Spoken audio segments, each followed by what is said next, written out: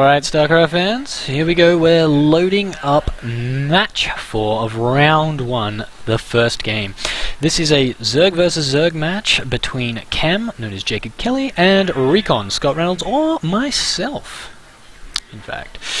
And the quality's not so great because I'm currently encoding one of the replays in the background, but that doesn't really matter too hugely because this game gonna be over fairly quickly. So I was thinking to myself, an interesting strategy because creep is neutral, you know. Anyway, so sorry, we've got me spawning up in the 11 o'clock position, and we've got Camm spawning down in the 5 o'clock position. Now I was thinking to myself, an interesting strategy because creep is neutral would be a version of the typical photon cannon rush that you see a lot of Protoss players do. So creep is neutral. That means I can build on enemy player creep. So if I were to throw up a quick pull, you can see I'm actually doing an 8 pull,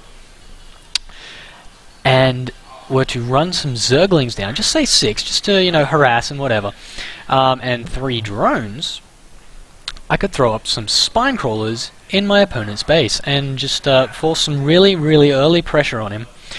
And it's a bit of an all-in play. I mean, there's not much you can do if it fails, but you do have that early pull-up, so with the right amount of resources you could come back, and if you do enough damage to your opponent's economy, then it's still a worthwhile play, I think. Anyway, so as you can see, I've got the spawning pool going up. It's almost done, and this is about 2 minutes in, you know, just about 2:10-ish that this spawning pool is going to finish.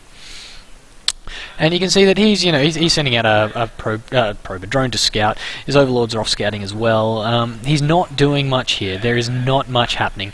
He looks like he's reached 15 supply, and he hasn't even put up a spawning pool yet. He's going straight for 15 hatch without going for a 14 pool. Probably not safe. I've got my 6 Zerglings on the way.